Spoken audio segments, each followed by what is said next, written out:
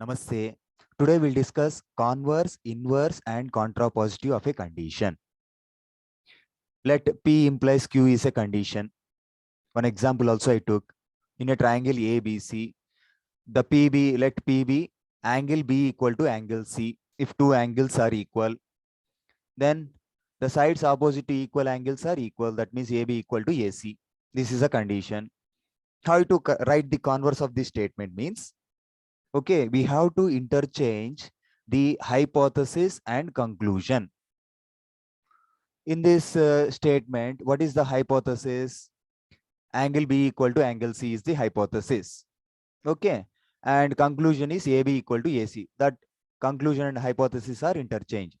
Then how we can write converse of the above statement means, if in a triangle ABC, if AB equal to AC, then if two sides are equal, then the angles opposite to equal sides are equal.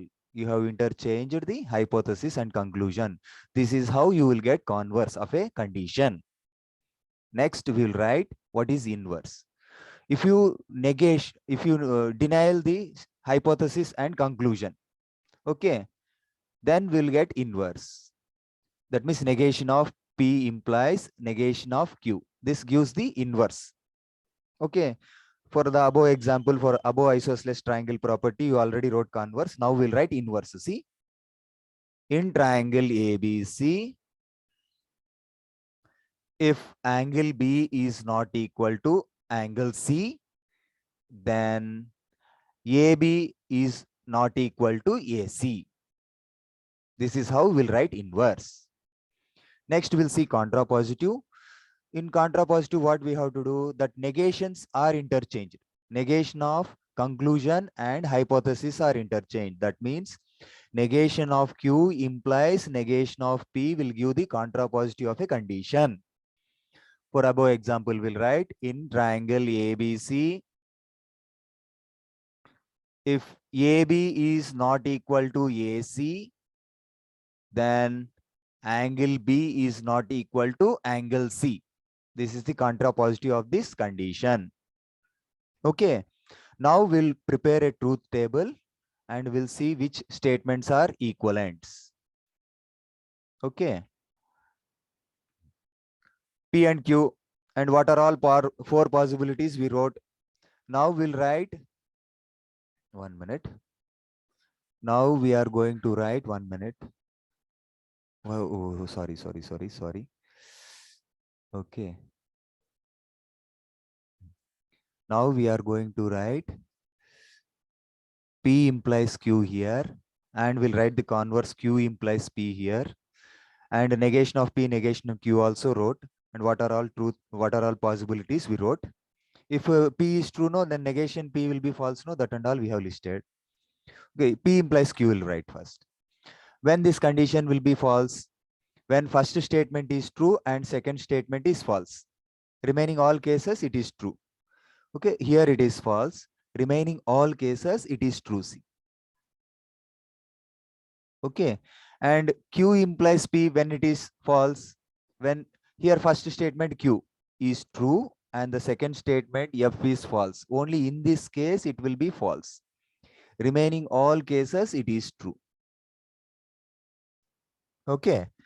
Now here we'll write negation of P implies negation of Q will write first. Okay. That means here converse is over. Now this is inverse we are writing.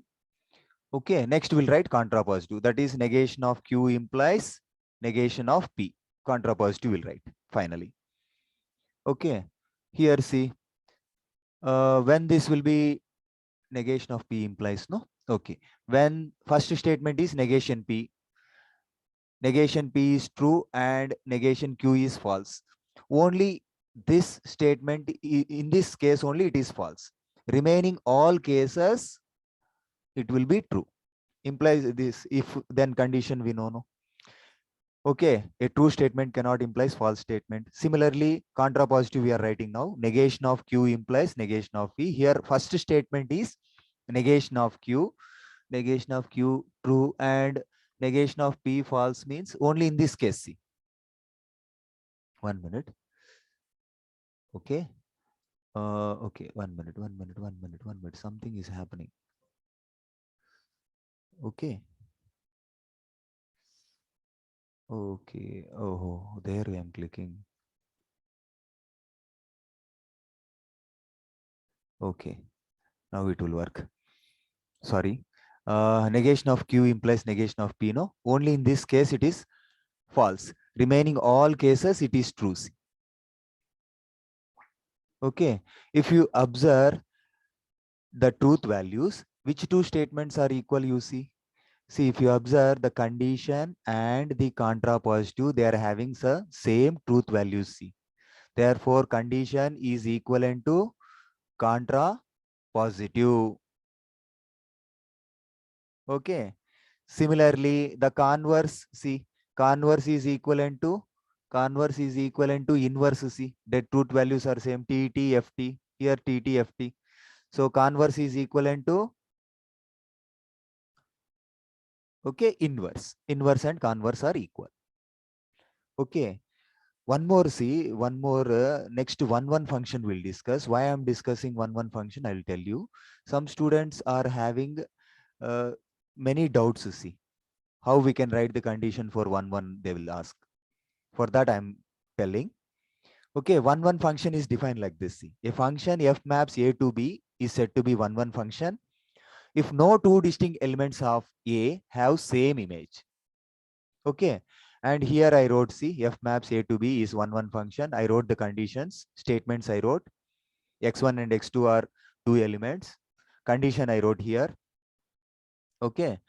If X1 is not equal to X2, they are distinct elements. Then f of X1 is not equal to f of X2. Their images are distinct. And next I wrote converse, see. Okay. Converse, I have interchanged hypothesis and conclusion. And again, I wrote negation of P implies negation of Q, that is inverse, I wrote. And again, I wrote, negation of Q implies negation of P, that is contrapositive, I wrote. See, here based on the definition, no two distinct elements are equal, have same image. See, if elements are distinct, X1 is not equal to X2, then f of X1 is not equal to f of X2. This is true. Okay. And you can prove using this condition, or else you can use the contrapositive. That means if their images are equal, the elements are also equal. These two you can use, but we cannot use the converse or inverse to say that this is one function. Why? Because condition and contrapositive are equal. Okay, we cannot use the other statements to prove it is one function. See. Okay, thanks for watching. Please like and subscribe for more videos.